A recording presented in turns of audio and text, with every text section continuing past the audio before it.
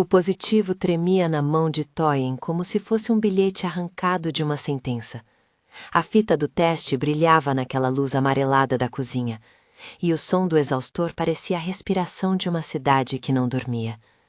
Lá fora, Seul continuava com suas luzes e seus carros, indiferente ao que um pequeno pedaço de plástico anunciava dentro daquele apartamento minúsculo.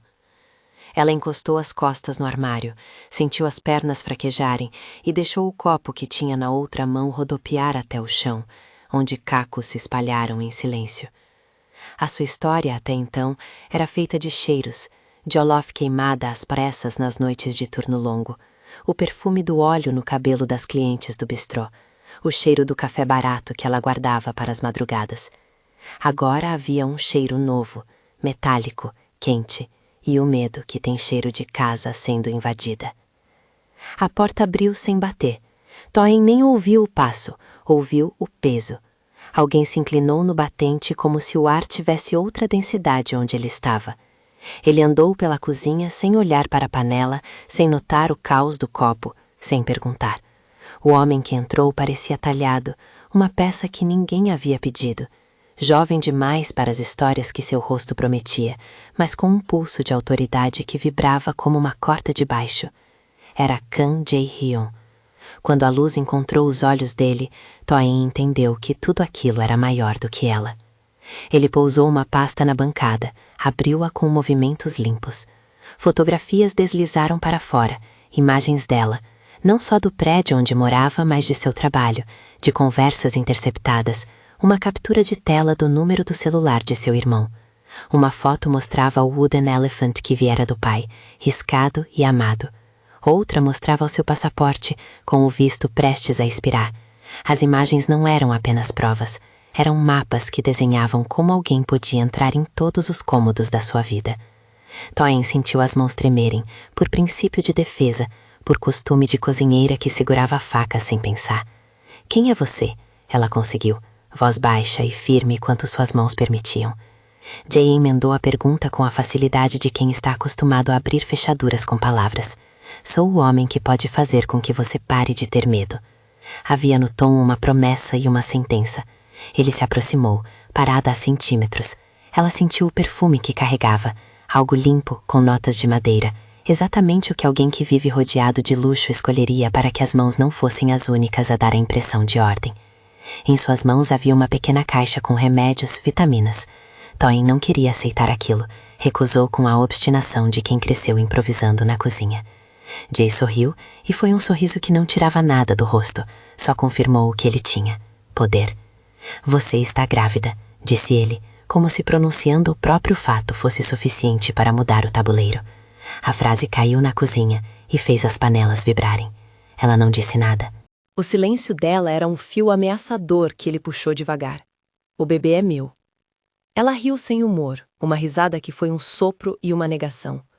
"Não, não é seu." "Nem sei se eu quero." A frase morreu no ar. Ela não queria que ele decidisse seu destino. Não queria que o patriarca de uma organização que mandava no bairro decidisse também o ritmo do seu coração. Mas a verdade, a brutalidade pragmática que ele trouxe, era uma equação simples. Aquele teste tornara-a um alvo. E ser um alvo em Seul, quando seu nome e cara já estavam registrados em fotografias, significava veículos estacionando em esquinas, mensagens que não pediam respostas, homens que chegavam às 3 da manhã para perguntar se você queria sair. Jae colocou uma das fotos sobre a mesa, um retrato de uma mulher com ar controlador, um rosto ostentando joias demais para caber num sorriso. "Mil", ele disse. "Ela quer o bebê também, por razões que não precisam ser ditas agora. Seu pai, o homem que a protege, não gosta de coisas que saem do controle." Ele falou de mundo com a mesma naturalidade que podia descrever uma receita, ingredientes, proporções e um fogo que sempre queimava por baixo. A oferta veio com a frieza de uma faca limpa, um apartamento em frente ao Han River, segurança 24 horas, visto renovado, pagamento de todas as dívidas que as contas acumulavam, dinheiro para mandar para casa. Implícito e atravessando tudo em silêncio, havia um pacto. Ela se mudaria para o penthouse dele. Ela aceitaria ser vista pela cidade como sua parceira. e para que ninguém contestasse esse estado na lei e na prática, haveria um casamento. Jay então disse sem cerimônia: casamento por proteção. Toyin balançou a cabeça. O casamento não era um altar, era uma caixa. Ela tinha nascido e crescido ouvindo que sua autonomia era uma conquista, não uma mercadoria. Casar para escapar do perigo parecia, aos seus olhos, trocar um cárcere por outro. Mas o que o outro lado da equação não dizia era o que aconteceria caso ela decidisse recusar. Perder o emprego, perder o lugar para onde mandava o dinheiro, ver o irmão recolhido em uma sala com homens com cigarros que não apagam. Ela não queria, e contudo, a racionalidade que vem com medo a fez olhar para a pasta de documentos como quem olha para a prateleira de um mercado. Se isso te salva, talvez pegue. Ela olhou para o Wooden Elephant em uma das fotografias e sentiu uma pontada. A memória do pai, o cheiro da casa de Ogum, a promessa que ele havia feito para que suas filhas vivessem melhor. A decisão, no fim, não se fez em um único momento heróico. Foi uma série de pequenas rendas que se romperam, uma a uma. Você pode ir, disse Toyin, a cada palavra um anel sendo posto no dedo. Mas sei que não vai. E sei também que se você for, ouvirá falar do que me aconteceu em 3 dias. Jay sorriu novamente, a expressão afiada como uma lâmina que está ciente de sua função. Ele tocou o canto da foto do Wooden Elephant e fez um gesto quase de respeito. Havia no respeito uma curiosidade que se parece com ternura, mas não por ele, por aquilo que representava movimento, história. Não me importo se você me odeia, sussurrou ele tão baixo que a frase poderia ter sido um segredo. Mas havia força ali, uma declaração de que os efeitos do ódio não diminuiriam a obrigação que ele assumia. Aquela frase, a que deveria soar brutal, não era só uma tirada de poder. Era a chave de um pacto. Ele a protegeria, mesmo que ela o cuspessem. Ela poderia ter virado as costas, poderia ter juntado suas economias e saído num trem para Busan, pegar o primeiro voo de volta para Lagos, se esperasse uma noite, um dia, uma semana. Mas o quadro que lhe foi mostrado das ruas pelo homem que conhecia o mapa dos perigos não dava espaço para romantismos. Havia ameaças que não apagariam com distância. Havia havia homens com nome e rosto, havia algo que queimava quieto e vinha de dentro. Toyin aceitou, por fim, como quem aceita uma receita desesperada para um prato que talvez salve um dia. A mudança foi eficiente. Em um sopro, suas panelas foram embaladas, o Wooden Elephant foi a última coisa a ir para a mala, um destino que parecia tirá-lo de uma infância para um lugar onde ele seria visto como sinal de propriedade. Jae-hyun pagou o aluguel, apresentou advogados, preencheu formulários. Ofereceu um celular novo com um número borrado em cofre, um cartão de crédito que não ligava com o passado.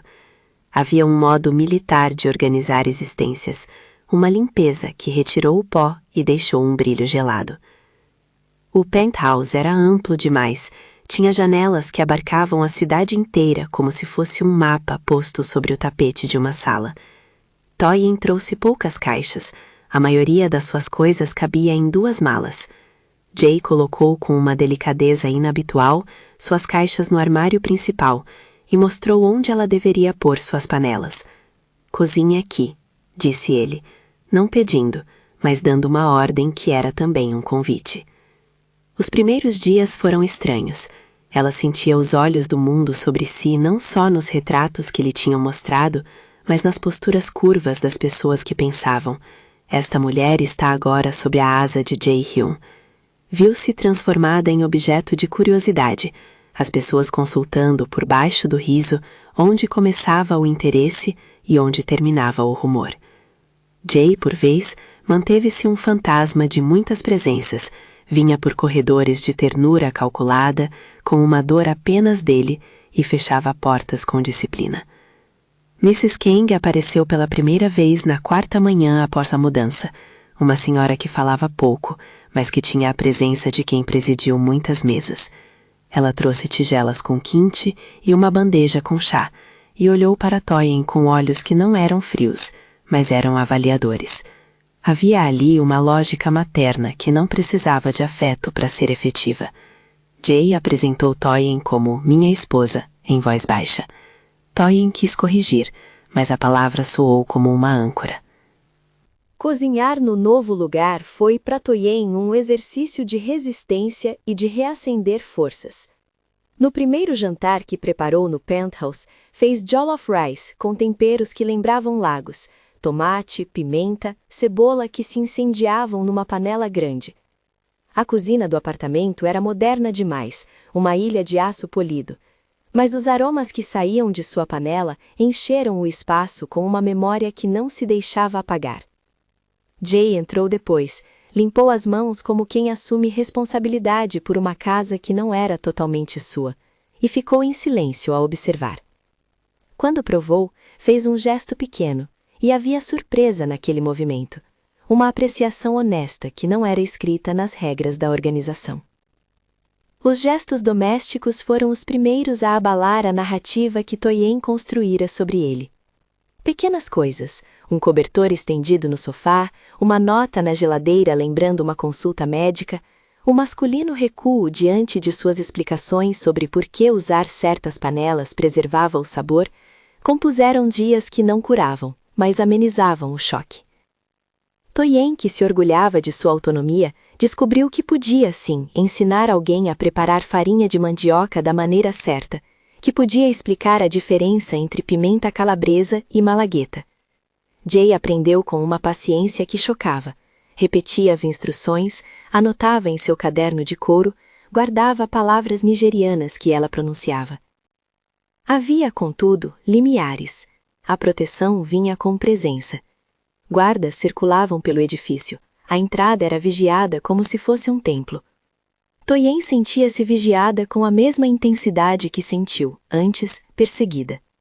Havia liberdade, mas costurada com fios de metal.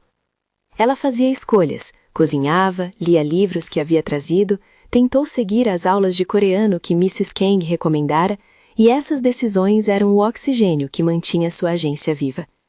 Jay, observando, aplaudia discreto quando ela conseguia pronunciar uma palavra e a olhava com uma mistura de orgulho e algo como alívio. No entanto, o medo estava em pequenos sinais também. Um envelope com um aviso anônimo encontrado deslizado pela fresta da porta, um homem que parou no café em frente e a observou com olhos que pareciam rasgar a rua, uma ligação com o silêncio do outro lado que só deixava o ar pesado. Jay reagia com a rapidez de quem sabe que em seu mundo ameaças têm um rosto e uma arma. Ele ajustava planos, aumentava a segurança, enviava recados que puseram fim ao rumor por uma noite. Mas havia ações que Jay fazia silenciosamente, depois das luzes, que o visível não podia apagar. Ligações que Toyin não escutava, bilhetes que vinham de mãos com sangue invisível. A convivência forçada foi se tornando uma coreografia. Ela dava a ele comida com o mesmo cuidado com o qual ele fazia com que as coisas no prédio não explodissem. Eles conversavam por horas curtas. Ele falava pouco sobre o passado, ela contava histórias de lagos, de uma mãe que cantava enquanto lavava panelas. Jay trouxe livros para a estante. Não só volumes sobre negócios e mapas de territórios, mas também um romance nigeriano, que ela reconhecera pelo primeiro parágrafo. Ela viu no gesto uma tentativa de ponte, e não negou que algo nele respondia, como se alguns vazios pudessem ser preenchidos com palavras. E ainda assim, e sempre, havia o fato bruto. Ela estava grávida, e a cidade era uma panela prestes a ferver. A gravidez a deixou vulnerável em maneiras que não eram apenas físicas. Havia noites em que acordava com náusea, o estômago uma revolta. Havia ocasiões em que sentia um apertar no peito, não por medo de perder a vida, mas por medo de perder o que ainda nem existia. Jay, vendo-a soluçar com a mão no ventre, aproximou-se e posou a palma na pele como quem testa se algo ainda pulsa. Às vezes o toque era terno, às vezes parecia uma marca de posse. Ela recolhia as mãos e lembrava. Não se trata de sangue e família nas situações dele. Trata-se de controle. As ambivalências entre cuidado e posse eram uma linguagem que os dois aprenderam a falar sem dizer. A tensão se materializava em pequenas provas. Em uma manhã, quando Toyen abriu a geladeira para procurar aquilo que chamava de conforto, um pedaço de pão, qualquer coisa que sustentasse a náusea, encontrou um bilhete colado na porta. Não se esqueça de quem você pertence. A caligrafia era masculina, firme. Ela levou o bilhete até o lavatório, o amassou com força e sentiu os olhos arderem. Poderia ter jogado fora, poderia ter chamado a segurança. Fez, em vez disso, uma xícara de chá, seguiu as instruções de Mrs. Khan para ferver a água com um pouco de gengibre e não contou para ninguém. A decisão era uma pequena derrota que lhe dizia, sem alarde, que nem mesmo a gente que cuida de você está livre de ter medo. Jay percebeu o bilhete. Não perguntou o que ela sentia. Não precisou. Sua resposta veio em forma de rede. Mais seguranças, menos entregas sem checagem, senhas transformadas em paredes invisíveis. Ele falou com voz baixa sobre Mil e seus tentáculos que se estendiam para além do que as pessoas viam. Ele falava de território, como quem fala de uma cozinha bem gerida. Não pode deixar nada queimar. Toyen ouviu e concordou por educação, mas no fundo uma resistência crescente tomava forma.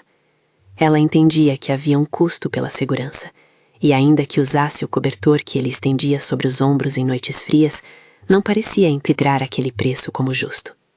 Em uma noite, quando a chuva desenhava círculos no vidro do penthouse, Jay sentou-se na beirada da cama com um envelope grosso nas mãos. Toyen estava no sofá, enrolada em um cobertor, mexendo em um livro nigeriano que falava de mães.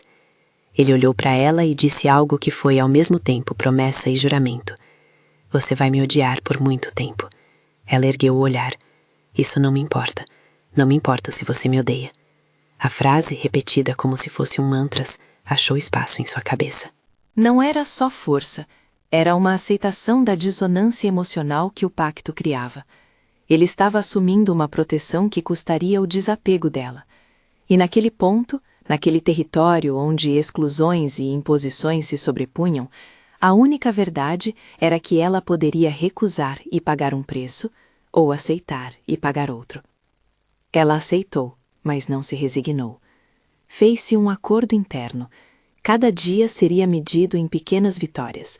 Uma palavra aprendida, um prato que lembrasse casa, o som de risos que surgissem espontâneos. E quando Jay oferecia algo que parecia bondade, ela guardava a lição de que bondade com as mãos cheias de ferro ainda é bondade. As manhãs eram de aulas de coreano na mesa da cozinha, com Mrs. Kang ditando pronúncias, e as tardes de Jay, com relatórios e compromissos que não lhe permitiam tempo para mostrar mais do que alguns gestos. Toyen escrevia cartas para o irmão, que mandava respostas em gagueiras cheias de esperança. Ela cozinhava e em cada panela colocava memórias. Mas havia olhares no espelho do corredor que traçavam cicatrizes futuras num corpo presente. Olhares de homens que mediam a utilidade de um gesto. E havia Mil, a sombra que se infiltrava nas decisões. Alguém, nas noites, passava por baixo do portão, deixando emendas de papel que cheiravam a ameaça. E isso mostrava uma coisa simples. As decisões que Toyen tomara não apagavam a guerra ao redor. Se havia qualquer coisa resistente naquela cidade, era o fato de que o poder não se abrandava facilmente. Ele mudava de tática. Quando, numa tarde de domingo, Toyen recebeu um convite para ir a um jantar na casa de Mrs. Kang, um gesto que poderia ser visto como iniciação, tentativa de domesticidade, aceitou com cautela.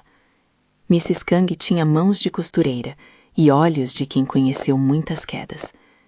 Na mesa, serviu-se de pequenas porções de kimchi e arroz, e os dois comeram como se aquilo fosse uma trégua. Jay observou a anfitriã com um respeito que soava quase pessoal. Toyen, para sua surpresa, riu de uma anedota que Mrs. Kang contou sobre o primeiro encontro de Jay com a rainha do clã. Ela riu, e quando riu, sentiu algo que não era medo. O riso nascera de um lugar leve. Ela guardou o som como um tesouro. Ainda assim, a cidade bateu nas janelas do penthouse logo depois. Um mensageiro chegou com 3 fotos novas. Numa delas, alguém tinha riscado a imagem do Wooden Elephant com tinta vermelha, até que o símbolo da memória estivesse quase irreconhecível. Numa outra, havia uma criança com semblante parecido ao de Toyin quando era pequena, e um bilhete com uma mensagem clara. Se você se mudar de lado, não saberemos perdoar. Aquelas imagens chegaram num tom que dizia: escolham seu lado, ou pagarão por ele. Toyin guardou as fotos no envelope e por uma noite inteira ficou acordada a pensar na cidade que tomava e devolvia vidas. Ela olhou para o ventre que ainda não tinha forma e imaginou. Era fácil imaginá-lo seguro no colo de alguém que prometeu proteção, e era igualmente fácil imaginar perigos que não deviam ser permitidos. Sua vida agora era um mosaico de escolhas que punham e tiravam liberdade. E essa constelação de opções era pesada. Havia o peso do medo e o peso do cuidado, e nenhum deles era leve. Na manhã seguinte, Toyin caminhou pela cozinha com passos que buscavam uma normalidade que talvez não voltasse por completo. Jay estava já em pé, a gravata solta, os olhos como se pesassem os territórios. Ele a via com uma intensidade que ela não sabia decifrar. Você vai precisar de documentos, disse ele. Vou cuidar disso. A frase era o fio de cachemir que protegeria tudo. Ela assentiu e um acordo invisível ficou no ar, tão presente como o vapor que subia da panela. As semanas que se seguiram foram em seus contornos um laboratório onde se testavam limites. Havia pequenas vitórias. O visto foi renovado, o Wooden Elephant foi substituído por um novo esculpido por um artesão que Toyin reconheceu na feira, e Jay levou-a para a primeira consulta médica com paciência. Havia também dias em que sonhos ruins a acordavam e vestígios de sangue na rua que ela encontrava quando precisava ir ao mercado. O equilíbrio entre cuidados e possessões continuava frágil. A cidade, contudo, tramava, e quando menos esperavam, alguém tocou a janela, deixando a impressão de que a calma era apenas uma superfície. Toyin então percebeu que aceitar a proteção não era garantia de segurança. Era muitas vezes a entrada em um circuito onde o perigo se deslocava, mas não desaparecia. Ela aprendeu que a proteção dele vinha com um preço que não se traduzia em dinheiro. Vinha em silêncios, em anúncios que ocupavam a cozinha, em olhares que a seguiam na rua. E enquanto Jay cuidava dos documentos e oficiava a proteção como se fosse uma arte que dominava, ela começou a planejar pequenas ações que reivindicavam sua voz. Ensinou a Mrs. Kang a preparar o jollof com mais cuidado, marcou os horários das consultas, relegou a pastinha de receitas na prateleira e começou a anotar as despesas que surgiam. Cada pequeno ato era uma costura contra o sentimento de ser apenas um prêmio. Ela tinha agência e a usava como quem usa uma faca que conhece bem, cortando o excesso sem se ferir. A tensão, porém, nunca durou tranquila. Emulho de mãos e olhos em volta. E numa noite em que a chuva batia na fachada do prédio como quem quisesse entrar, Toyin recebeu uma mensagem pátina. Temos que conversar. A linha não assinada deixava o ar comprimido. Jay leu a mensagem por cima do ombro e, sem demonstrar surpresa, fechou o celular. Ele se levantou devagar, foi até a janela, olhou as ruas e deixou que o silêncio por detrás da cidade falasse por eles. Havia coisas que só se resolviam em mesas maiores do que a da cozinha. Havia comensais que comiam destinos. E ali, no penthouse que juntava cheiros de jollof e kimchi, com o Wooden Elephant no canto e fotos que ainda rachavam suas memórias, Toyin entendeu que a vida que escolhera não estava nem perto de terminar suas provas. As últimas palavras de Jay, "Não me importo se você me odeia", continuavam pairando como um decreto que se transformava em destino. Ela aceitou o pacto, mas não a rendição. A guerra não se mostrara ainda em sua forma mais cruel. Ela não sabia que na cidade haviam homens com rostos e nomes prontos para testar os limites daquele acordo. Se havia coragem que poderia ser medida, Toyin tinha uma porção dela guardada para os dias de tempestade. E quando o prédio desligou momentaneamente as luzes por causa de um curto-circuito naquela noite, ela percebeu que algo maior havia sido provocado. Uma sombra maior do que a chuva se aproximava, e a cidade fazia novamente o que fazia melhor. Transformava laços em territórios e territórios em guerra. A luz voltou de repente, como se a cidade tivesse tomado um fôlego e decidido devolver o controle. O jorro branco iluminou as pilhas de caixas ainda por desfazer, iluminou o envelope com as fotos riscadas, e iluminou o rosto de Toyen quando ela percebeu que não estava mais sozinha na sala. Na varanda, a chuva deixara marcas nos vidros, e um cheiro de metal pairava no ar. Ela respirou fundo, levou a mão ao ventre, quase como se ali pudesse prender a respiração e impedir que o mundo continuasse a conspirar contra aquilo que cresce silencioso dentro dela. Do outro lado da sala, uma sombra se moveu firme. Jae-young estava de pé com uma expressão que ela não decifrava, entre a calma que carrega o comando e uma perturbação que vinha de dentro. Ele não falou por um instante longo demais. Olhou para as fotos, para o envelope, depois para ela. O som elétrico dos aparelhos voltou, e tudo voltou a funcionar como se não houvesse sido interrompido. No entanto, Toyen sentia que algo mudara. A luz tinha mostrado mais do que as imagens rasgadas. Tornara visível a linha entre o que era seguro e o que se fingia seguro.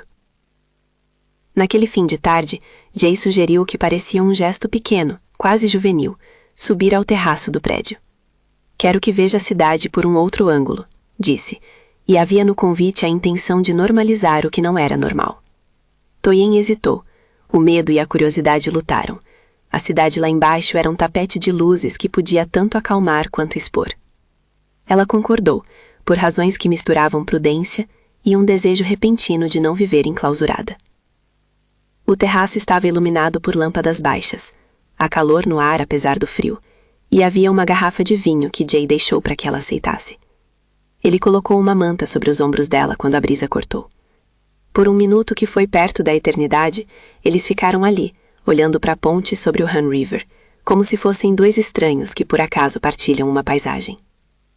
Toyen notou que a mão dele, quando roçou a dela, tremia um pouco. Não era apenas força, havia uma tensão, como se sua vida inteira fosse um instrumento tocado por dedos que nunca erram. O silêncio que se estendeu foi cortado por um ruído metálico, um estampido abafado, um sinal microcósmico de perigo.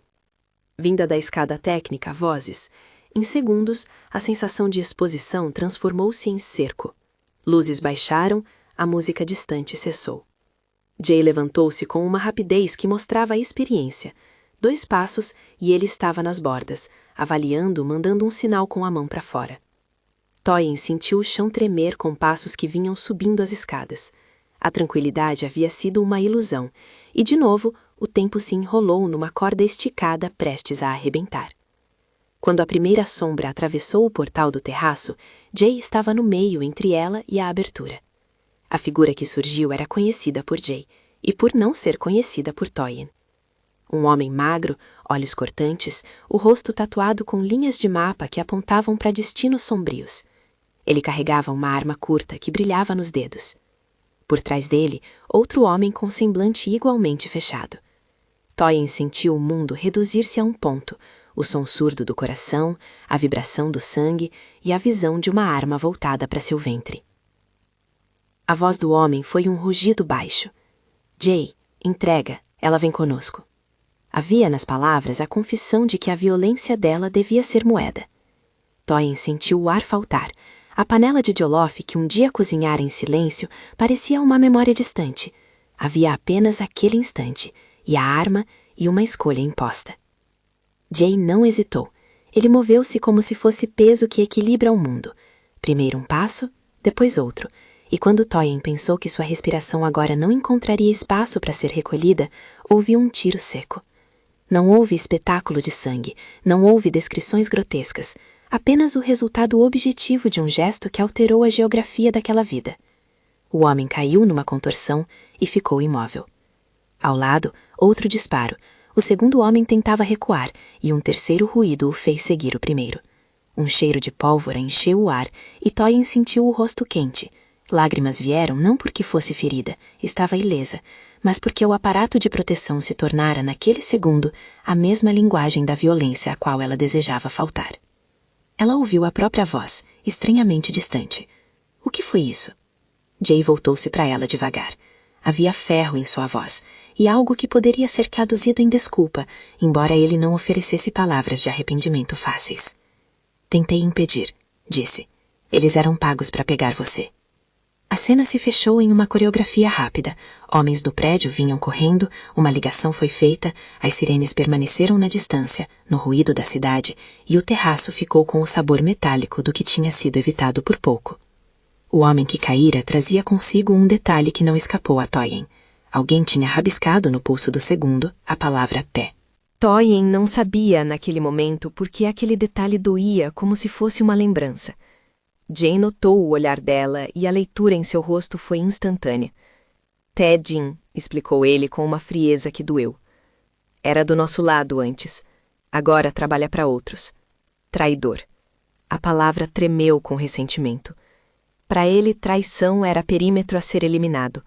Para ela, traição vinha com imagens destoantes. A violência que salvava também era a violência que amarrava. Depois daquela noite, Toyen não dormiu como dormira antes. A lembrança do brilho do aço na mão do homem, o som do disparo e o rosto calado do que caíra colaram-se em seu imaginário com a dureza de uma concha. Jay passou horas ao lado dela, sem falar, mais presente que nunca. Quando por fim tocou seu ombro, foi como se tentasse remendar não só o corpo dela, mas as fissuras que se alargavam sobre a pele. Sinto muito, disse ele. E naquela expressão havia verdade e utilidade. Ele assumira que o preço da segurança era um custo que ele pagaria sozinho. Toyen aceitou o toque e sentiu, por um momento, uma ordem de carinho sem concessões. A presença dele aquietou o coração e, ao mesmo tempo, grafou uma pergunta. Até que ponto a segurança seria paga com sangue que não era o seu? Nos dias que se seguiram ao ataque, Jay estreitou a segurança, modificou rotas, dobrou guardas e fez desaparecer pessoas que ele julgou questionáveis. Toyen percebeu que a cidade ao redor mudava de configuração. Pequenas ruas antes vazias agora tinham carros estacionados estrategicamente. Mensageiros que costumavam entregar compras começaram a perguntar por sua disponibilidade. A normalidade que ela tentava costurar para si foi sendo cerzida com fios invisíveis que vinham do poder de Jay. Ela também viu outras consequências. O comentário frio de vizinhos que antes a cumprimentavam com brandura, agora a tratavam como parte de uma propriedade, sussurrando referências a senhor e propriedade. Aquilo a revoltou, e ainda assim havia noites em que o medo a levava a vestir o casaco mais pesado e a aceitar a companhia da guarda. Enquanto isso, Jay começou a fechar uma cortina que não podia ser vista por ela. Em conversas curtas com seus homens, trouxe à mesa provas do que vinha acumulando. Mensagens interceptadas, transferências financeiras suspeitas, indicações de que Mill havia feito movimentações para retirar aliados que agora ameaçavam sua posição. Toyen escutava às vezes palavras soltas sobre evidências, reuniões e o hotel. Ela entendia o suficiente para perceber que havia um plano maior, um movimento que exporia Mill em público e que, se bem-sucedido, a tornaria impotente. Ao mesmo tempo, sentia o frio de que tudo aquilo poderia ser apenas a transferência de poder de mãos violentas para outras mãos violentas. Houve um dia, há umas 3 semanas depois do ataque, quando Jay entrou no apartamento e colocou diante de Toyen um pequeno gravador. Não era aquele tipo de tecnologia que a cozinha usara. Parecia objeto de um outro mundo. Gravei tudo, disse ele com a voz grossa. Conversa de Mill com um dos seus. Provas de que ela planejava algo além do que se sabe. Toyen olhou para o gravador com a curiosidade de quem vê um pássaro raro. Não sabia como era feito o som que poderia destruir alguém, mas compreendeu, com o peso que esse instrumento trazia, que sua vida estava numa balança que tinha Jay como contrapeso. Quando chegou o dia da reunião no hotel, a cidade estava como se aguardasse o desfecho de uma novela antiga. A sala escolhida era neutra, com vidros altos e mesas que podiam servir como trincheiras. Foi Jay quem a levou. Toyen estava vestida modestamente. Não queria atenção, não procurava senhorios. Ele segurou sua mão por um instante antes de atravessarem o saguão, e a expressão dele era uma linha reta, resoluta, quente e fechada. A sala estava cheia de observadores, representantes do clã rival, advogados e figuras encapuzadas que sorviam a oportunidade de ver o poder se recompor. Mil entrou com a imponência de quem foi educada para ter inimizades documentadas. Estava acompanhada de seu pai, uma figura que mantinha o rosto quase inexpressivo, como quem carrega um passado de decisões firmes. O ar ficou pesado quando a negociação começou. Mil sorriu como se o mundo fosse ainda seu jardim particular. Os olhos dela, contudo, tinham lâminas. Jay pediu ordem com a costumeira calma. Toyin, sentindo-se de novo em palco, manteve a respiração curta. Ele falou primeiro. Apresentou os registros que havia juntado. Transferências de contas pertencentes a empresas de fachada de Mil, gravações que registravam ordens para retirar adversários e, mais contundente, provas de chantagem que a ligavam a atos de violência que haviam escalado além das fronteiras do que se pressupõe aceitável. Cada documento colocado sobre a mesa fazia um ruído semelhante ao de folhas caindo. Mil, por sua vez, tentou contra-argumentar com charme. Apresentou advogados, lágrimas forjadas, frases que buscavam limpar a imagem com elegância, mas as provas falaram por si. Quando o tom subiu, o pai de Mil tentou intervir. Não é assim que se resolvem as coisas, disse com voz controlada, mas havia o tinir de metal em sua sentença. Jay olhou para ele sem medo. Não estamos aqui para teatro, respondeu. Quando alguém decide transformar uma gravidez em mercadoria de poder, devemos limpar o que foi sujado. A frase foi dura. Naquela noite, as palavras de Jay carregaram o peso de uma punição que não precisava se arrastar em cenas de espetáculo. Ele tinha calma e argumentava com uma frieza que anunciava consequências. Em certo ponto da reunião, Toyin decidiu que não poderia mais ser apenas espectadora. Levantou-se, um movimento tão pequeno e natural que muitos o confundiram com nervosismo, e falou. Sua voz era mais firme do que esperava. Ninguém aqui pode decidir o que vai dentro do meu corpo. Não sou uma peça de troca. Se há provas, mostrem. Mas não sujem meu nome em público como se eu fosse preço a pagar. Havia uma clareza que surpreendeu os presentes. Em vez de pedidos, ela colocou limites. Jay olhou para ela com surpresa contida. Aquele gesto era para ele uma concessão de humanidade e talvez um choque. A estratégia de Jay era silenciosa. Expor Mil não como um vilão caricatural, mas como alguém que usara métodos criminosos para expandir um poder que já era perigoso. Ele apresentou testemunhos, provas e, sobretudo, mostrou como movimentos de Mil tinham colocado vidas em risco. Em dado momento, puxou do bolso um pequeno envelope com uma imagem que Toyin reconheceu em pânico, uma foto antiga do Wooden Elephant, rabiscada com tinta por mãos que não eram as dela. Havia, naquele gesto, um dedo apontado não só para Mil, mas para o modo de operar de quem usava símbolos de família como instrumentos de controle. Mil, encurralada, procurou palavras e encontrou apenas silêncio. O pai dela tentou falar de honra e compromissos, mas a honra ali vinha manchada por contas e transferências que não se explicavam. A humilhação de Mil não foi marcada por panela de estilhaços, foi uma retirada de poder que se deu em documentos e cadeias de comando. O pai de Mil, pressionado por aliados e pela lógica das perdas, preferiu ceder para preservar o que restava. Mil foi removida de posto, seu apoio institucional cortado por olhos que tinham agora provas. Para Toyin, a sensação foi de alívio misturada com uma inquietação. A vitória não apagava o custo do que tinha sido gasto para obter segurança. Vidas foram quebradas, o mundo não se consertara. Na saída da reunião, quando os corredores do hotel voltaram ao seu burburinho habitual, Jay pegou a mão de Toyin e a puxou para um canto. Ele a olhou com ardor contido e disse, com a mesma frase que se tornara quase um arpão em todo o caminho que haviam trilhado, "Não me importo se você me odeia." Aquela repetição agora não soou como mero decreto de posse, soou como promessa de persistência, que, independentemente do afeto dela, ele cumpriria a proteção que havia prometido. Toyin sentiu a dualidade. Era reconfortante e era aterrorizante. Ela respondeu com um silêncio que valia mais que palavras. No caminho para o carro, viu Mil sendo escoltada por figuras que antes eram suas aliadas. A cidade reconfigurava alianças. A formalização do casamento veio como consequência direta do que se resolvera no hotel. Era uma medida prática, pensada para criar uma barreira jurídica a ataques futuros. Também era uma assinatura pública que solidificava o pacto entre eles. Toyin, no entanto, não entrou nesse acordo como um molde vazio. Entre os papéis e os advogados, ela negociou termos, garantias legais sobre decisão médica, cláusulas que asseguravam independência financeira, a possibilidade de manter seu trabalho e suas rotinas culinárias e um acordo de privacidade sobre a vida do filho que estava por nascer. Jay, surpreso com a assertividade dela, aceitou cada condição. Não por fraqueza, mas porque reconheceu, talvez pela primeira vez de forma clara, que ter alguém ao seu lado saudável e decidido seria uma vantagem também para ele. O casamento foi um ato pequeno e íntimo.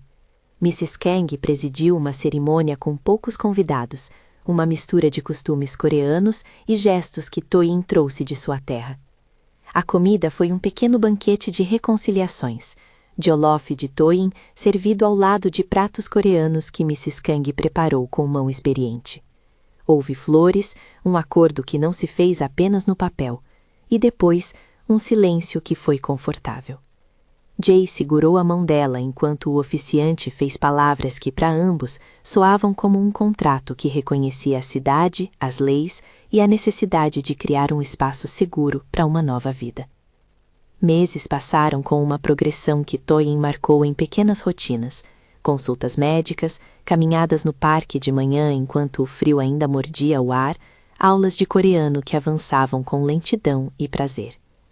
Jay se mostrou mais presente nas consultas, entregando flores que ela não esperava, e por vezes à noite trazia livros de autores que ele descobrira a partir das indicações que ela fizera.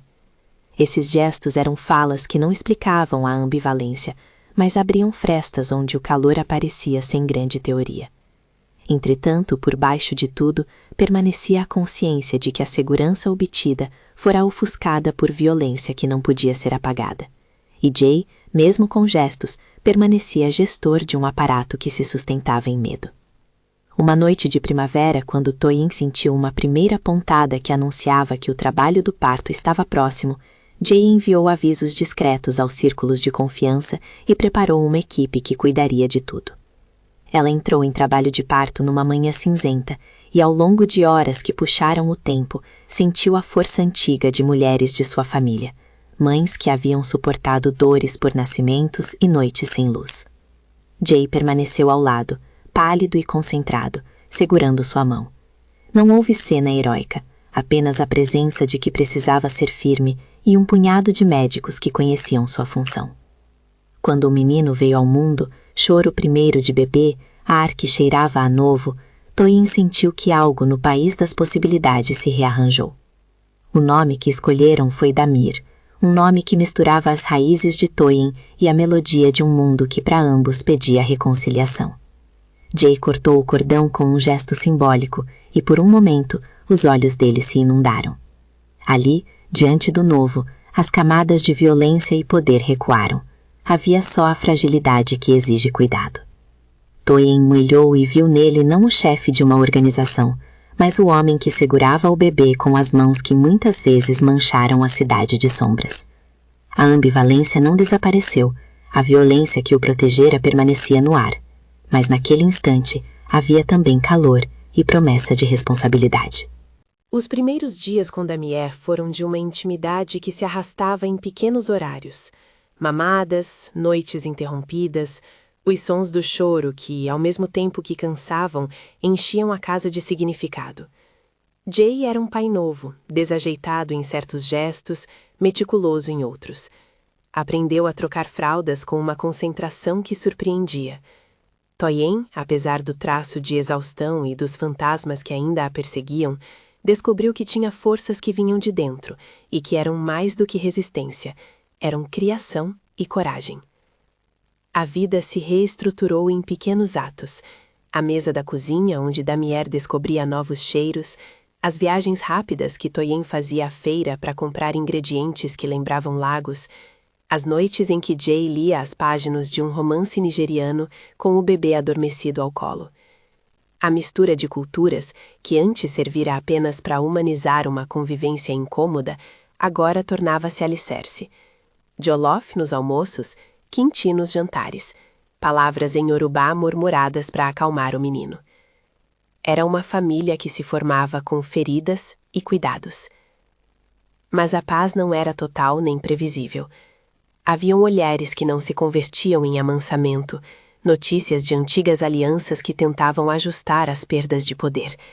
Homens do passado de Jay que ainda tramavam, e a sombra de Mio que, embora deslocada, continuava a buscar maneiras de retomar seu espaço. Toyen sabia que a Tortênia que viviam tinha custo, e que o mundo que voltara a girar com um bebê no colo era estratificado em perigos que não sumiam por decreto de amor. Em uma tarde morna, sentados na varanda com Damier adormecido no carrinho e a cidade estendendo-se como um tapete de luz distante, Jay e Toyen conversaram de forma mais franca do que em meses.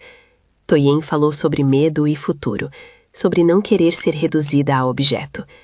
Jay, sem teatralidade, falou sobre sua própria solidão, de como aprendera nos corredores de poder a medir afeto em utilidade e silêncio.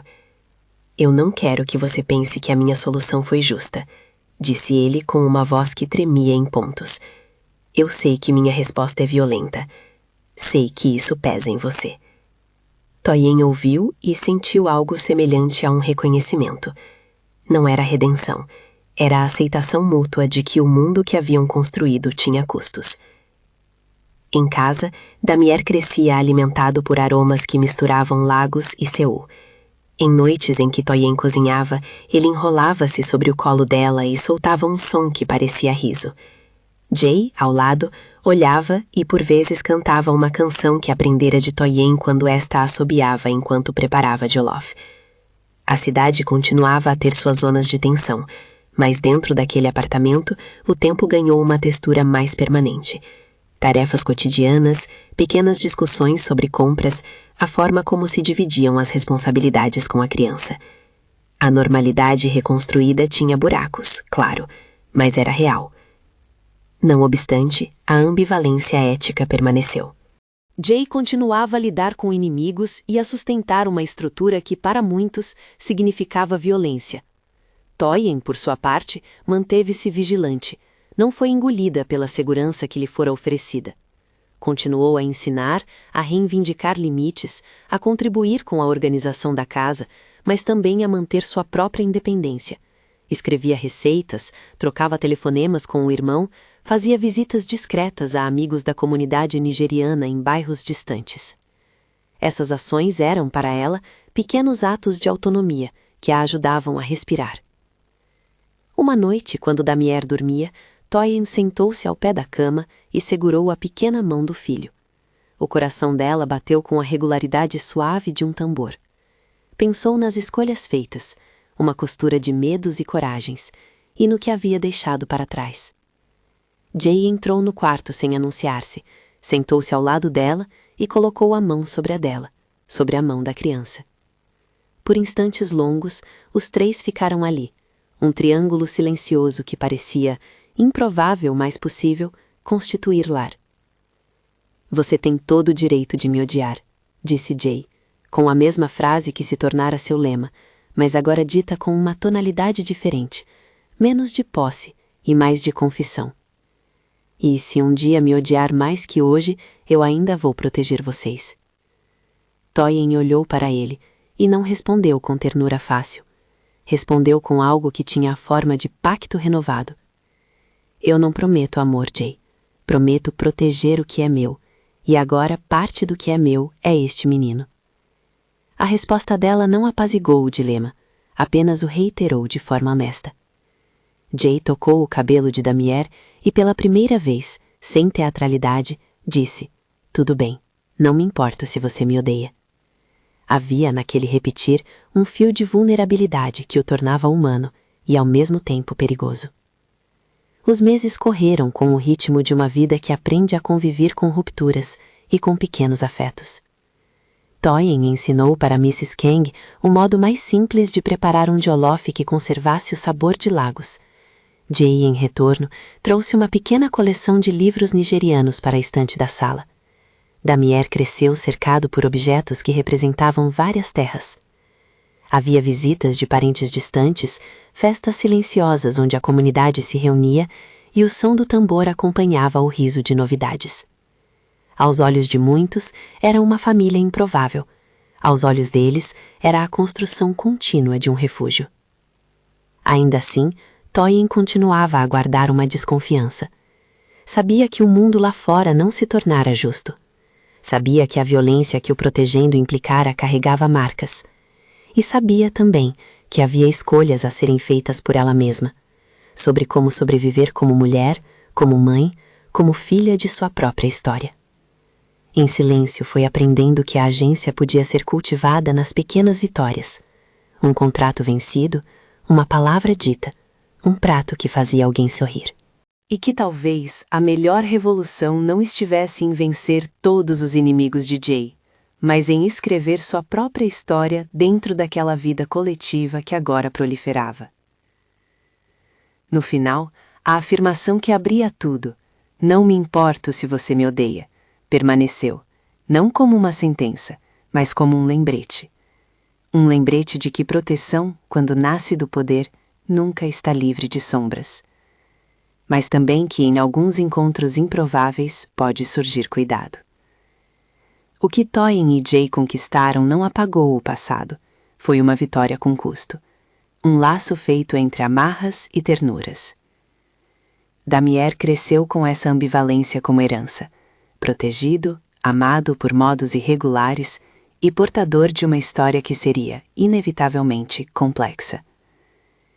Se em algum momento alguém quisesse simplificar o que viveram, veria apenas a imagem de um homem poderoso e de uma mãe que encontrou abrigo.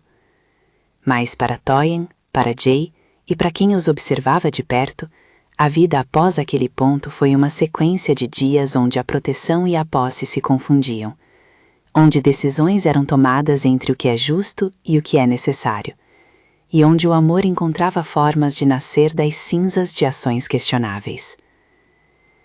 Havia espaço para cuidar, para a aprendizagem e para a repetida necessidade de encarar a própria sombra.